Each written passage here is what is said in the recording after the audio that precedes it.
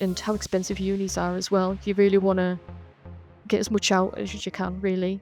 I think in your head, especially parents, they're like, oh yeah, that's like as good as you can get, and this is the top education, and why are you leaving this? Like, you spent all your time building up. How can I beat these people who know people, who've got things already on their CV? And then there's me teaching local scout groups, was to work in a crisp packet factory to do all the printing. And that was as close as I got to art.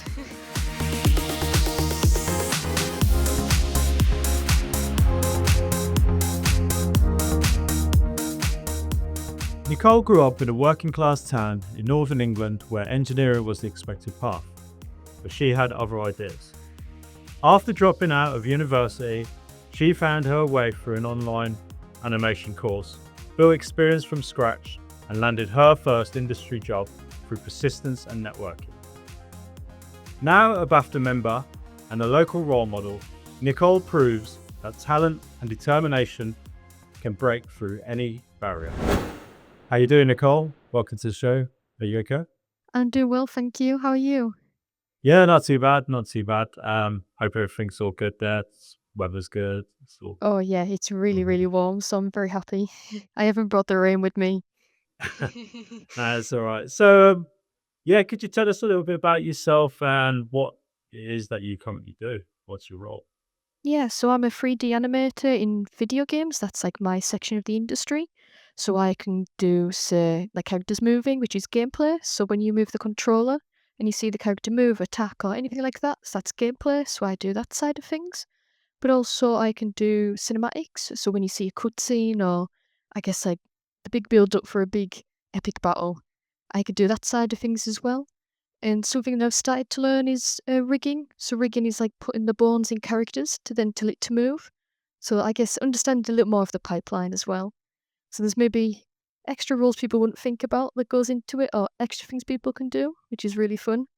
And there's also skinning. So like I put the bones in characters, I skin it to then tell it when I move this control, it'll move this arm, and then that's when me as an animator will have lots of fun moving things around and yeah, bringing everything to life. So you can be like creatures, people, even little things in the background you wouldn't maybe think would be animated, say like windmills or turbines, or maybe a train goes in the background. That'll be animated.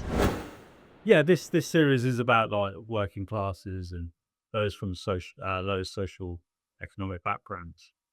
What would you say working class means to you? How would you define it? I would say it's maybe put it in as umbrella as I possibly can, maybe to do with opportunities. So for me, I came from a really rural area and everyone was put into like engineering because there's so many opportunities for that. But when it came for me, I just loved art. There wasn't really anything there. So I think that's maybe just trying to keep it as an umbrella of that area. I would say opportunity and just almost getting a feel of what you want to do. And I mean, I guess the money aspect will go into it of what there is in that area, like how much money is being put in that area. But I think a lot of it is opportunity. I would say that's the best way to describe it. Oh, okay, cool. Um, because you're from it's Cumbria, isn't it? So Cumbria, it's yeah. northern England, yeah. Mhm. So because when we were discussing previously about where you're living and where you're from, it's predominantly the opportunities there were geared towards engineering, right? Yeah. So could you tell us a little bit about like your school life and Mhm. because it was geared towards engineering, how was that for you? I found it interesting because, at least for me, I am a creative mindset, but it was nice appreciating the technical side as well. So, I mean, when I was going to say like infants, juniors, secondary, it was just like a normal school system. But the main thing obviously was engineering. So everyone was kind of gently pushed towards that. And I Mm. ended up going to an engineering school to do my GCSEs. So I mean, we were like doing mill machines and 3D printing and building walls and all that. Like anything engineering, it was all hands on. We did all that stuff, which it was definitely awesome skills to learn. But for me, I felt like I wanted to do something like for me and something that just made me super happy. And that was something to do with art and creativity.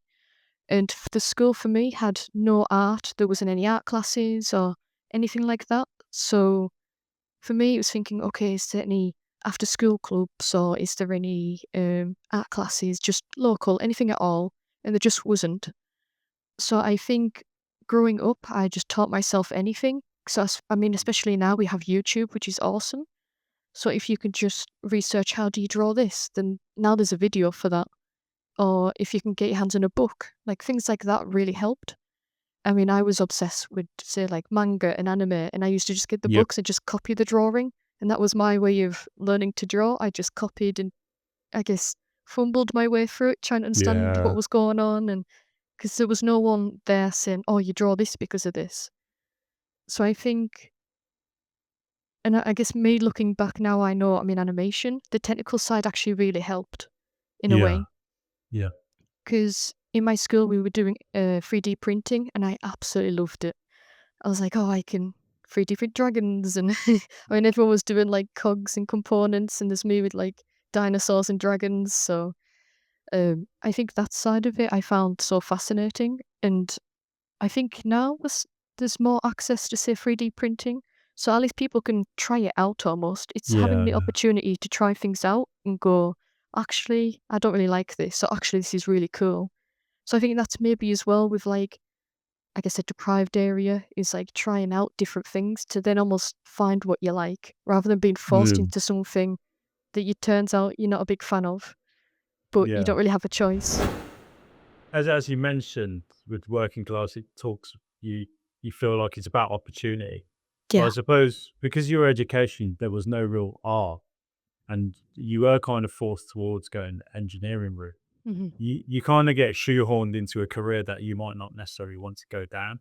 Absolutely. Um, and there might be individuals in your area that aren't like academically inclined in terms of like because you're having to do a lot of engineering, so I'm guessing there's a lot of maths and science behind that. Yeah.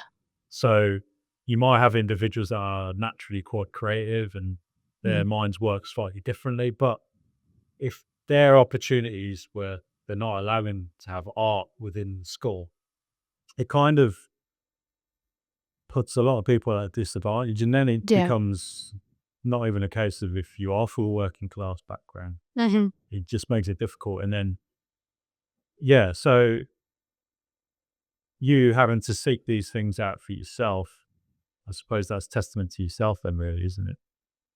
Oh, absolutely, and I agree with that because I was definitely the kid who struggled in maths. I hated maths.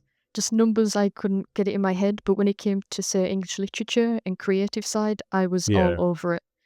And I think I wish and I hope that schools definitely stay like that of you can try things out and you can discover what works, but don't feel disadvantaged because, say, if you pushed into like maths or something, but your mind doesn't really click to that sort of thing, 'cause that was me. Mm.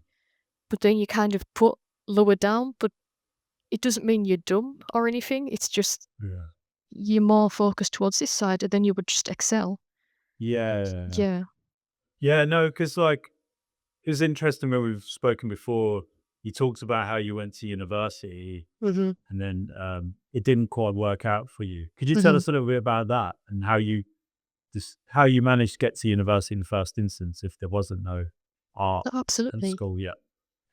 Yeah. So because there wasn't opportunities, and I really just wanted to almost try out something to see, is this something I like? I had to Mm. make my own experience because nobody was going to come and give it to me. I had to try and make my own. So like I would reach out to companies that even though well now we're plus away, one way just to get there, just to almost try it out and just anything at all I could get on the CV and go, is this really what I want? And I reached out to like a video editing company just for one day's work experience, just anything at all. And I just gained so much of just picking at these people's brains of how they did it and what they did. And I was like, oh, this create side's actually quite interesting. So then that's Mm. when I dived more into research. And I Yeah. think as bad as COVID was, because it was awful, in a way it's kind of opened up so many more doors because there's a lot more things that's more remote. Mm. So for us in the middle of nowhere, we're loving it because we finally got something. And Yeah. I came across something called Access VFX, Yeah. and that is like a mentoring and networking remote.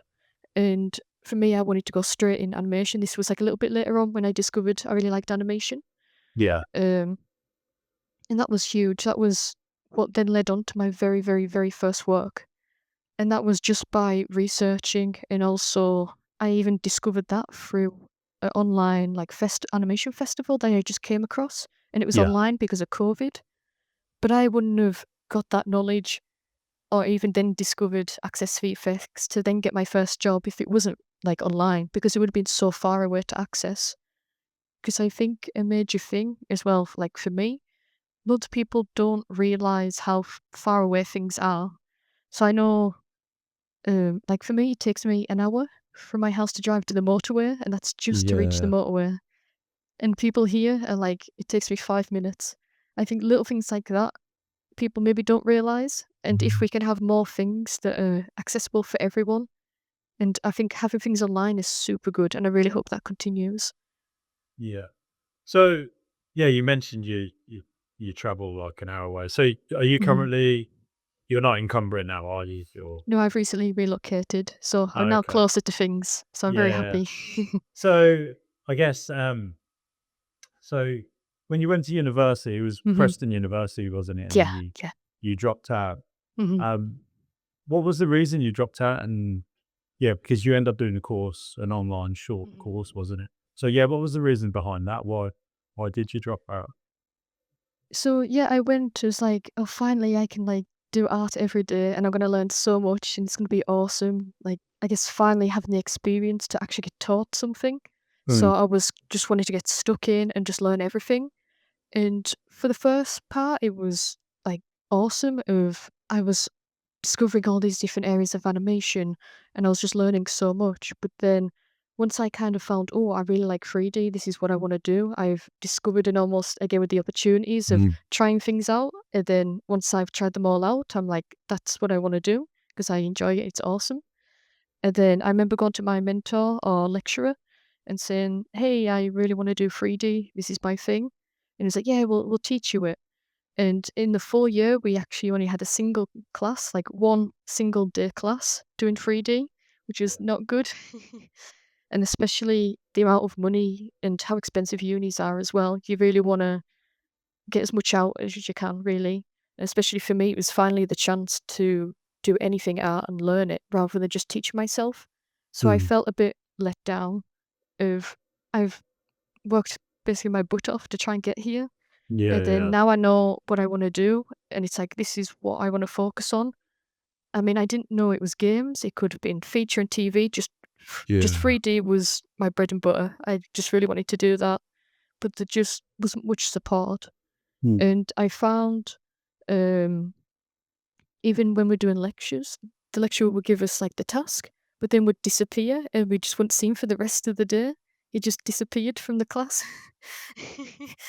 And it turns out he left and then was doing his own freelance work Oh, instead of right. teaching us. So, I was like, So I don't think this is gonna go very well," and especially the amount of money going into it and yeah, yeah, the amount of effort, I was like, "There must be some better alternative, there must be something."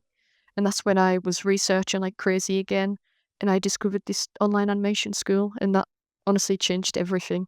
yeah. It was really No, good. because I was gonna say because like it's just over 9 grand now for like a student Mhm. to study. So it's like it's quite the big risk. The fact that you dropped out in that first year, but you were able to Definitely, find yeah. something. And also, I feel like because of the experience that you had, where you only end up, I think it was on one day where you were learning the 3D side of what you wanted to do. I suppose it kind of comes back to the opportunities at school where if you are being taught art, you wouldn't be aware of different avenues quite early on. So Mhm. you end up venturing into the unknown. And I feel like if schools or colleges up and down the country had a much more broader, um, diverse range of courses where they did allow art, then they wouldn't be putting people in a position like yourself where you go to a course, you end up realizing actually this isn't for me. And you spent like 9 grand for that first year and then dropping out. And then it puts people at a massive disadvantage because they haven't been given that opportunity much earlier on. Is that something you would agree with? Absolutely. And I've even seen both ends of, say, people. I know someone who was really good at Japanese, and luckily they got Japanese classes. And Mm. then when they went to uni, they were relearning things that they already learnt. So it was only till end of year two that they were actually learning new things. So I've seen it from that side as Okay. well. And Yeah. then I've seen it from the other side of someone didn't really know what they wanted to do and just kind of studied what they thought, realised it wasn't their thing, but they kind of felt Mm. like they've committed to uni. So then they Yeah. were stuck to the end, and then at the end, they're like, "Well, I don't really wanna do this anymore, but now I've got a degree, but all this debt, and I don't know what No. in a way, they just want to find what they want to do, but then they've just spent 3 years almost stuck in this as well." So I've Yeah. seen kind of both sides of it. Yeah. Do you feel like there is this kind of pressure for individuals, especially people from like working class background, where you've got a lot of parents that have come from like manual labor roles or hospitality, those kind of roles where they're saying to their child, "You really need to go to uni. This will open doors for you." Do you feel like there needs to be something in place where I know you get careers advisors at school, and Mhm.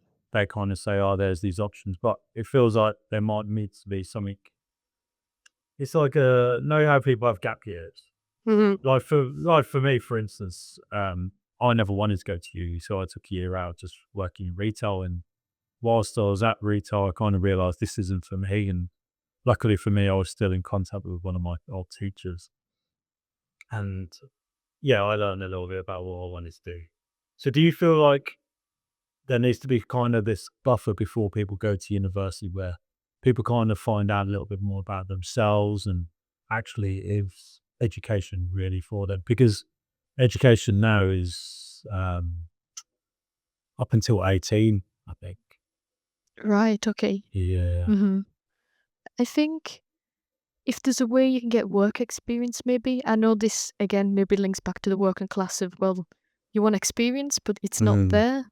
So that's quite hard because I know for me, I remember when it was year nine and they just sort of said, "Oh, look for work experience," and I just looked for anything art, and the closest thing that I got, and I got back from like a company that were like going to help, was to work in a crisp packet factory to do all the printing, and Oh, that was as close as I got to art. yeah. So you decided on leaving the university Uh-huh. course. And then what was this short animation course that you ended up doing? How did you come across that?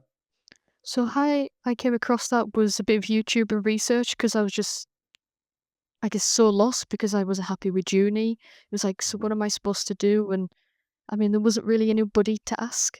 So I just went onto YouTube, just researched, just looked at all of like anything. And this course kept popping up and it was called Animation Mentor. I was like, oh, okay, like this keeps popping up, but I'll look around and compare. And I discovered LinkedIn as well. Yeah. And I reached out, I think it was like another lecturer in another uni, and just said, "Hey, I'm like new to the industry and I'm just studying. Is there anything you kind of recommend?" And he said, "Actually, online schools are pretty good for animation. Have a look at them." Mm. So it was like almost like another tick in my box Yeah. of, okay, I should maybe consider this route. So I researched and I watched the show reel of like the animations they were coming out of the school, and that was just for like that year, and it was Yeah. super impressive. I was like, this is really good standard. And I was doing research of you'll get mentored by DreamWorks, Disney, and Pixar. Like even that is insane. Of someone like Yeah. right there, like now, like with me and you, just like, oh, DreamWorks, you know.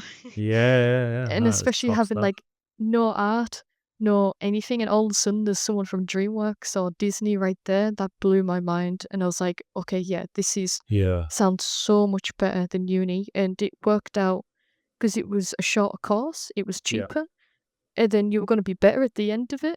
Yeah. Yeah. Like, Yeah. I was like, this is a no brainer. Like, I've got to go for it, and that's when I just went, yep, I'm dropping out of uni, and straight after I applied and I started studying there. Yeah, no, that's cool. It's like, I suppose you can't get any better than that. It's like getting trained by the Yeah. top pros of the industry. So yeah, it's the best experience. Um, so yeah, you do this course. How long was the course? Was it like a year or? I think it was just under 2 years, and that's if you passed each like module almost, or Oh, work okay. or like level, and Yeah. you had to reach over like I guess the barrier or standard to then get to the next one. Oh, So they okay. wouldn't let you pass unless they felt like you definitely understand the foundation or the basics to then Yeah. continue up. So actually, for me, I had to resit class one twice because Oh, I think I okay. realized how much uni didn't teach me the right things, Yeah, yeah, and yeah. I just was, I think, overwhelmed of wow, if this is level one and I'm struggling, this Yeah. is nuts. So I resat it, and then I think from that resit, it was like, oh, I understand why this works now, and that makes so much more sense. So then I was Ooh. absolutely fine. I think it was just the initial shock of, "Oh, wow, uni did not teach me anything." Yeah. And they were kind of making themselves sound awesome and great, and, "Oh, you can apply for Disney and Pixar," but actually we weren't even taught or mastered the basics. Yeah.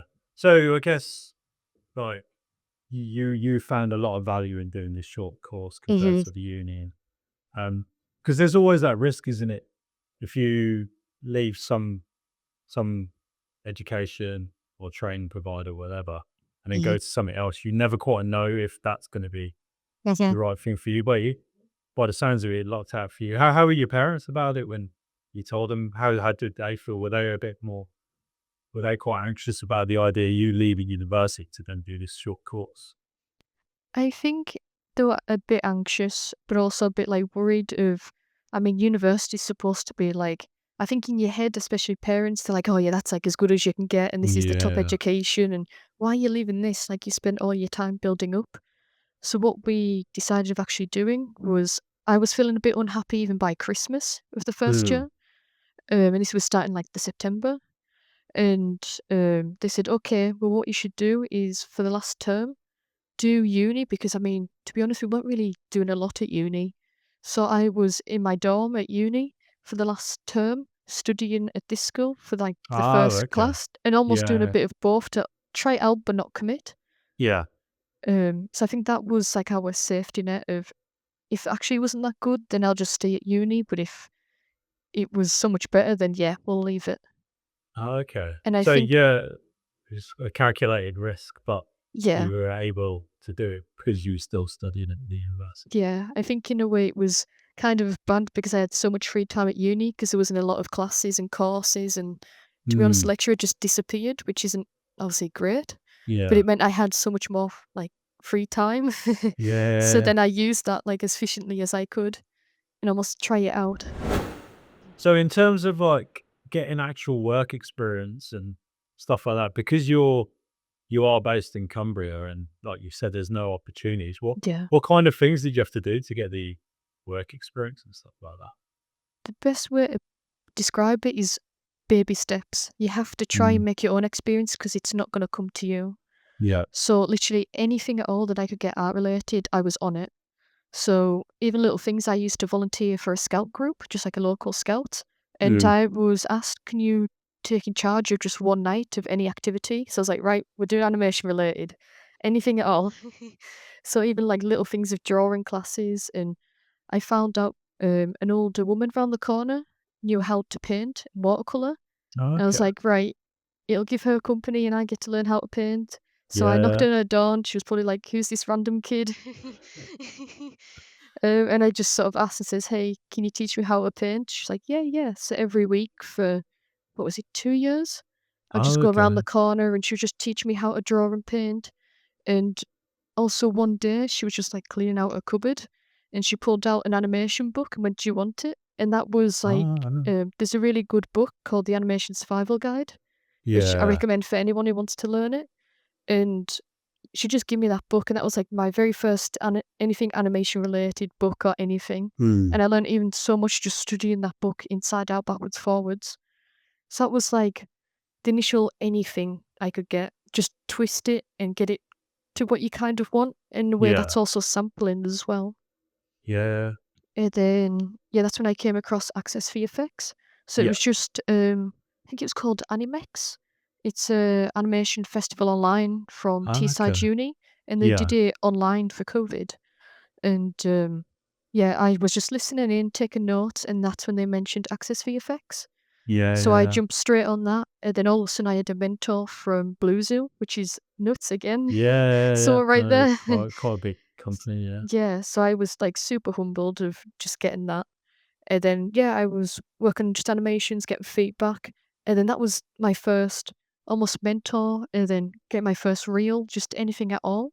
Yeah. Um, and then one day I asked him, like, "Hey, do you know of anywhere that does work experience? Just anything at all." And he Mm. says, "Oh, well, I know some guys from, a small company called Carson Waterman." And, they said, yeah, they help, like, bridge the gap between, like, I guess, student and industry. Yeah, yeah. And I just shoot them a message and I went, "Hey, I'm just a little student. Can you, is there anything at all that you can offer, just even if it's one day, anything at all?" Yeah. And they give me, I think it was 1 week work experience. And even now I was just getting, like, tasks and feedback, and that just really helped. And I did some odd drawings, just, yeah, anything at all that I could get, I took it. And, I think it was a month later, they got back in touch, and they offered me a freelance position in just doing some Sounds good. drawings and digital art, and that Yeah. was my very, very first drawing gig, anything, and I was so happy. Yeah, yeah, no, it's good. It's a good achievement. Um, yeah, so if I wasn't studying, I was doing my freelance, and if I wasn't freelance, I was on the tills at Iceland supermarket. Yeah. So all during all this time, you were still working Yeah, yeah, at I was just Iceland working or on the part-time, tills and yeah. stacking shelves, that was me. Yeah. No, that is good. So, no, it just goes to show, like, the grit and determination you've got, and you're Mhm. seeking out these, um, opportunities, Mhm. but I suppose that kinda goes back to your working class roots of Yeah, being you quite just keep resilient. working. Yeah, you just You've got to, yeah. keep plugging away. Yeah, you mentioned that was your kind of first, like, freelance gig. What was kind of your first real experience of industry? What was your first full-time position? Because you still wanted to gain that from previous conversations, wasn't Mhm. Yeah, so one day, it was actually my mentor from Access VFX on Blue Zoo.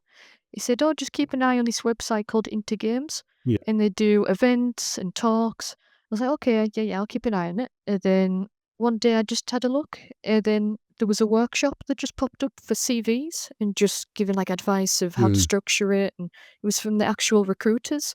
And I thought, yeah, I've got to try and do it. So I begged my parents, "Can we please go here?" Yeah, And by chance, the absolute luck, we were gonna go down country and pass where it was. yeah, So I was like, "Could we just take a detour by an hour, half an hour?" yeah. And like, "Okay, yeah."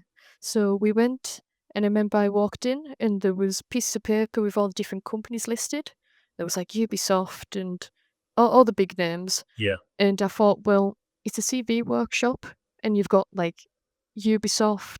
So like the list was just off the page. I Mm. thought, well, I've got less chance of one to one.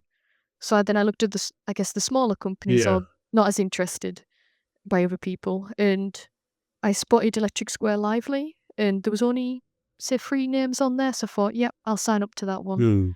And yeah, I walked into the room, and by chance again, so there was the chance of obviously going to the place, the chance of even writing my name on that list. Yeah. And then by chance, I sat next to a recruiter. I didn't know they were a recruiter. And yeah, I sat next to them, just started chatting, talking about games, I guess just nerding out a little bit.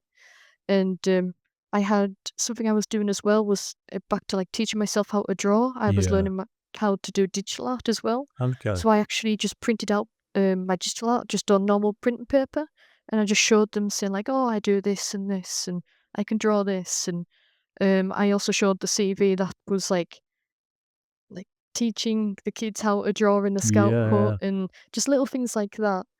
Um, and then I showed them my demo reel that I did of being on my course. And then that's when I think the light bulb moment they were a recruiter because I Oh, didn't no. know. um, and yeah, we just got chatting, and she says, "Hey, can I take your CV?" I was like, "Yeah, go for it. That's fine." I didn't think much of it. And then a week later, she sent me a message on LinkedIn and said, "Hey, do you want to chat?" I was like, "Yeah, I'm definitely up for a chat." Yeah. And yeah, I had a call with her, then the art director, and then who then became my animation boss, like my Okay. lead. Yeah. And then yeah, I got for the job, and then I worked remote for them for I think it was 2.5 years. Oh, okay. So Yeah, that's so how it worked out. no, yeah, because I think sometimes by the sounds of it, you kind of make your luck for yourself. You create the Mhm, opportunities for you by you're obviously going on holiday or wherever, and you want to take that mhm, detour.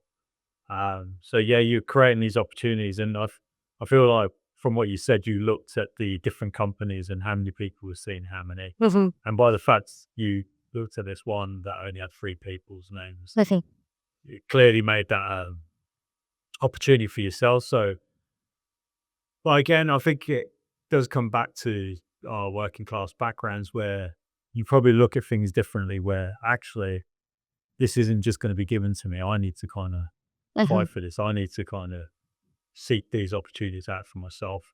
So, mhm. is that something you would agree with then? What- Absolutely. I think the mindset I put myself in when I was studying and doing all this stuff is I've got to pretend there's a person here from, say, London or even local to here. They can meet any of these people anytime. They can Yeah, pass them on the street. They can knock on the studio door. There's events going on that they can go to. I have none of this. So how can I say when we hit this milestone of coming in the same room for the CV workshop? How can I beat these people who know people, who've got yeah, things already on their CV? And then there's me teaching local scout groups how to draw. Like, how am I going to beat these people? And I think you've got to be in that mindset of, in a way, just work your butt off, really, yeah, yeah. because you've got to keep on par with these people. Because at the end of the day, you're both going to send the same applications to the same people, Mm. in a way. And my mindset was looking at these lists.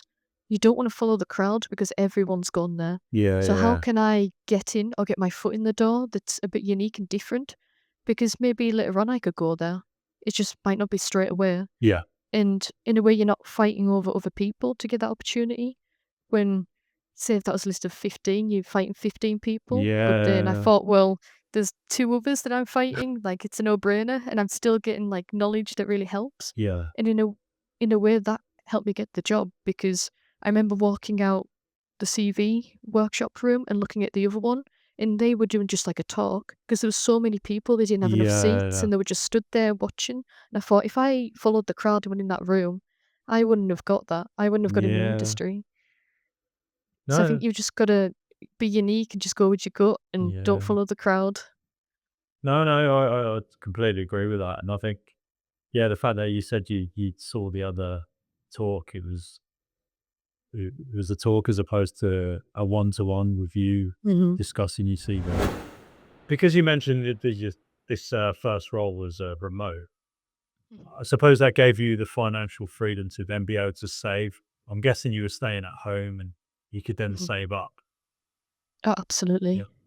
And because of that, did this did this enable you to then move down to where you are now? Like, yeah. Yeah, I would say being remote really helped open doors for me, and I think it's for other people as well. Now all of a sudden we had access to things like this Mm. because, say, if it was fully on site, I would have had to move down. Yeah. But where could I go? Because I didn't have like a lot of money. I've just spent loads of money on this course. Like all the Yeah. money I was getting from stacking shelves were just gone straight into the course. Mhm. Um, so being remote really helped, like, build up that like mileage of like the industry, but it also helped me balance my studies as well because I Yeah. was studying and working full time. And Yeah. if I didn't, then I don't think I would have been able to do that. Yeah.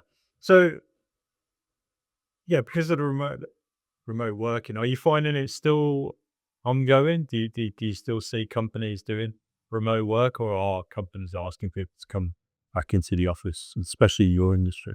hmm Sadly, I think it's gone a little bit more on site. I'm starting to feel that trend, which I don't. I can see both sides, but thinking of little me, I would have hated that Yeah. because it's making it so much harder again. And literally, for people like who are exactly like me, we're going to be hungry just for anything. It's Mm. just making it so much harder, and we're like working our butts off just to try and get anything. Yeah. Um, but I could see. So the reason I moved down, so I'm close to the studio now, is because of the social side. Yeah. So I think being remote, you miss out on just the interactions that you Mm. get, and it's interesting as well chatting to leads about it, because we've chatted about it before. They find it harder to help juniors if they're not on site Yeah. and like Yeah, it right there makes to help sense. you. Yeah, yeah. Um, so I can see both sides, but I think hybrid's pretty nice. But I think even then, they still, again, hybrids, they want you on site as well. Deliver. So I think having the choice is the best way to go. So you still have people on site for the people who want that, and you still have hybrid for people who want that, and Yeah. so on and so forth. Yeah. But sadly, I am seeing a trend that they're heavily encouraging people to come on site, Yeah. especially juniors. I suppose this comes back to the initial thing again, isn't it? Opportunity. If there are Yes. companies in the surrounding area, like where you grew up in Cumbria, then you wouldn't have that issue of, okay, I can go into the office this day, or I don't have to be fully remote. I suppose this comes back to the whole leveling up again, doesn't it? It's like where they're trying to Yeah. balance it out across the country. You've got, if majority of the jobs are down south or in Mhm. London, it does make it harder for the next generation to kind of come through again. Um, Absolutely. yeah. And even chatting to like other people and like recruiters at different companies, they're encouraging local people as well. Mm. So in a way, they're kind of drawing a circle of these only the people in this area. Which, thinking back a little me, that's going to be even harder. Yeah, yeah. Like I know they're trying to get local people because of like how the industry is at the moment, but even then, it's just make it even tougher and tougher for sure. In my intro, I mentioned that you're part of BAFTA. So Mhm. could you tell us a little bit about that and how you became a BAFTA member? Absolutely. I mean, even that is nuts that I could say that. But yeah, so I was at my previous company and I saw that someone who like ran the studio was a BAFTA member, and I was like, Mm. I guess I questioned it, saying, "How? What's this?" And they said, "Oh yeah, you can apply for it. It opens every year, and they're thinking of doing like this Connect membership, which is for people who are pretty new to the industry. I think it's a minimum of 3 years, Yeah. while the full time membership is 5." So I thought, okay, I'll wait till I'm the 3 years, and then, I mean, give it a go. We can see. They can only say no. Yeah. Um, so yeah, I waited for it. I remember just checking my phone. No, it's not open yet. And then I saw it pop up, and I think it was the day that it opened. I just went straight for it and applied for it. And then yeah, I got the membership. So yeah, I do like volunteering for them mainly. So I've just done some things with like young game designers. Mm. So I've done talks for them and voting for them, and also for I've just done the animation awards. So the student awards, like which is a global thing. So I've had ones from Okay. say France and Germany and America and so on and so forth. They've applied to try and get the student animation award. So I was in the animation sector of it or Okay. category, Yeah. and I was helping filter the voting for it, and Mm. that's gonna get held in LA this year, which again is nuts that I was even part of it. Even Yeah. I'm not running for the award, but even things like that Just to be is involved with it is a great thing. Yeah. absolutely from going from nothing art to then all of a sudden like I don't know, voting for Yeah. student for animation is what Yeah. No, that's pretty cool. It's pretty cool. crazy. Yeah. So yeah, you mentioned that there was criteria that you had to fill in. Mhm. Would you say this is part of the? Are they looking to kind of be a bit more inclusive? Is there something that you've seen after being active with? Yeah, so when I applied, they said they heavily encourage people from the north or the Mm. northwest. So I think that, like, for me, encouraged or helped get me that a bit easier, say, than other people. Yeah. And it was even the cost as well, which was really nice. It was a little bit cheaper for us, I guess, because say if things were going on, sadly they're all in London, so we'd Mm. have to go quite a way. So the membership was a lot cheaper for me than say someone from London, and it was harder for people in London to get it than say us in the north. Yeah. So I think for us it was like finally we can get access to something. Yeah. But it's again of the loop of you need experience for experience, and they want experience, so it's initially of getting that 3 years to then get that. So I think that was I know they're trying to reach like the standard of like Mm. obviously BAFTA's a name, they want to make sure it's like the best people. Yeah. Um, but I can definitely understand the loop of the experience, but you need it to get that experience, Yeah. and it's just breaking that loop Yeah. for sure.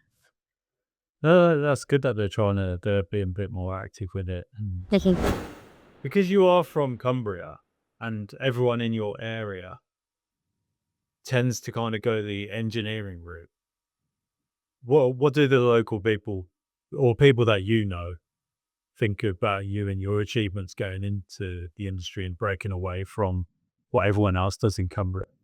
Mhm.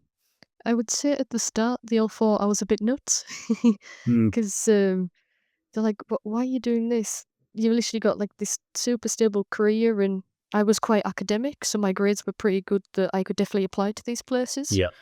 Um, and because everyone kind of knows somebody that always works there, so you know people from the inside because it's also like people you know and like what you know. So Yeah. I think that's just across the board as well.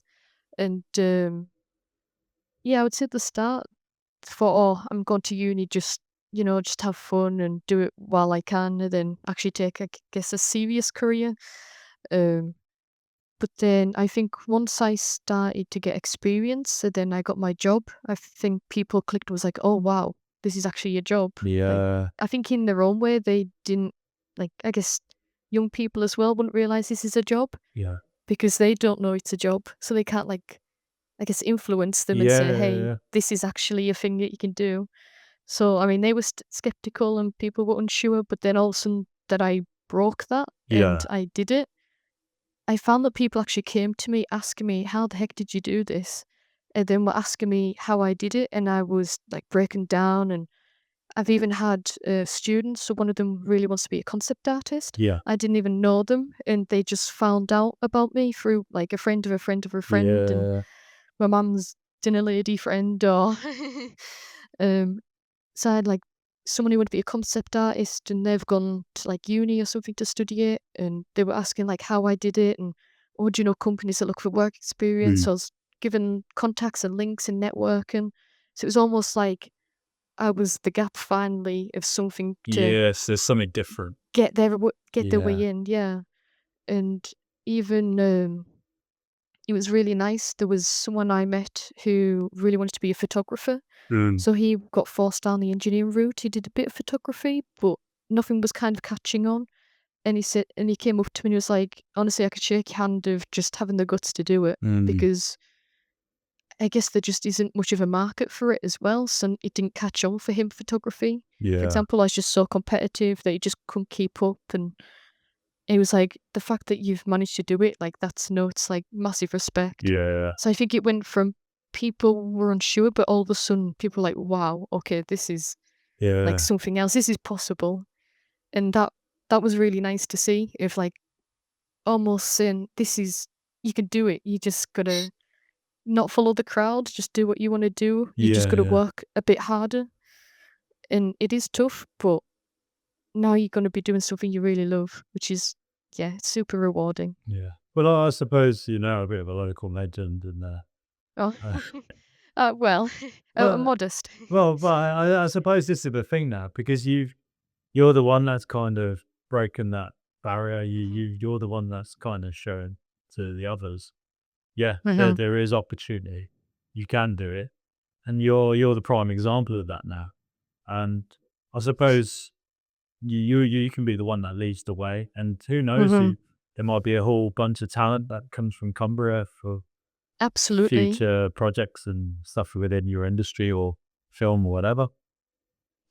Yeah, because I even recently just saw that in a local town that I know, Mm. um, the because our main, I guess, career in Cumbria is the nuclear power factory, Yeah. and they've just started to fund to help like kids come off the streets and like gangs and stuff, like to learn how to make games. Ah, So okay. I've just spotted that coming up, which is nuts. And Yeah. honestly, like if that does open, because it just talks about it, I'm gonna go straight into it and say like, I guess Yeah, help them no, no, guys no, out that's good. because Yeah. little me would have absolutely loved that. And Yeah.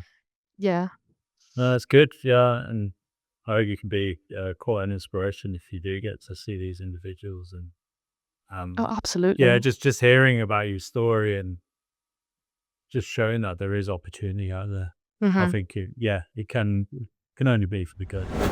But was there any like last bits of information, any words of wisdom, or anything that you would like to say before we end? I would say don't wait for opportunities to come to you. You need to go to them because you'll be surprised how lovely people are. That they'll say, "Yeah, we'll give you, say, a day or an afternoon." Yeah. Because little things like that, trust me, they do add up. If I didn't, I guess, apply for this access fee effects, I wouldn't have met my mentor. I wouldn't have got my first job, and that first job wouldn't have maybe got me my actual job. Little things like that add up, and even going to the older woman around the corner and learn how to draw, and that was something that I had in that CV workshop. If I didn't have that, I maybe wouldn't have got the job. So I think the best thing to do is just, yeah, little things, they do add up, and be prepared at any time because I've heard, and you probably heard of like the niche saying of like, oh, it's look, be the right place at the right time. And it Mm, is true, but you don't know when it's going to pop up. It could pop up tomorrow, but are you prepared? So you yeah, have to be prepared of this random lucky moment because it might be the only one. You don't know, but that yeah, might be the best lucky moment ever. yeah. I suppose it comes back to how you create that luck for yourself Hmm. by seeking those opportunities, go into games fair. Hmm. Um, but because you would have prepped for that, like you just said, just make sure you're prepared. And then when you are seeking these opportunities, because you are prepared, you'll be able to get straight into it. Because it was even at that CV workshop, which is nuts. Don't be one of these people. We went to a CV workshop, and some people did not have a CV with them. Don't be one of them people Yeah, because you're instantly a red flag and they're going to ignore you. yeah, But the fact that I had a CV and drawings and a demo reel, you've got to be in that way of being so prepped because all of a sudden you're a green flag and they want to talk to you. yeah, Even if I didn't sit next to the recruiter there, they're going to come round to me because I actually have the CV. yeah, Well, yeah, people were just making notes and going, "Oh, it's at home." It shows you're not prepped. yeah, So little things add up, definitely. yeah. No, on that note, no, thanks for having this conversation. It was great to hear your story, and yeah, uh, look forward to seeing what work you put out. So thanks Oh, again, Nicole. definitely. Thanks so much for the opportunity. Is there any way our viewers or listeners can kind of reach out to you? Are you on Instagram or anything like that? I have LinkedIn, so if you just put Nicole Gregory, and then any questions at all, like my DMs are open. Any questions, big or small, go for it. You've got full permission to spam me. Cool. I also got Instagram, so it's coley.art. So COLEY dot ART and then a Z. That's Cool. me. Okay. What I can do, I can put that in the description, Ah, and so awesome. people can be able to follow you and stuff like that. So yeah, thanks again, Nicole. It was great to hear your story and stuff. Yeah, thank you so much. Thanks for tuning in to this episode of Initial Step. If you resonate with the stories we share and have a similar background you'd like to talk about, we'd love to hear from you. Get in touch and maybe you'll be featured in an upcoming episode. And don't forget to like, subscribe and hit the notification bell so you never miss an update. Be sure to check out our previous episodes for more inspiring stories. Until next time, we'll see you in the next one.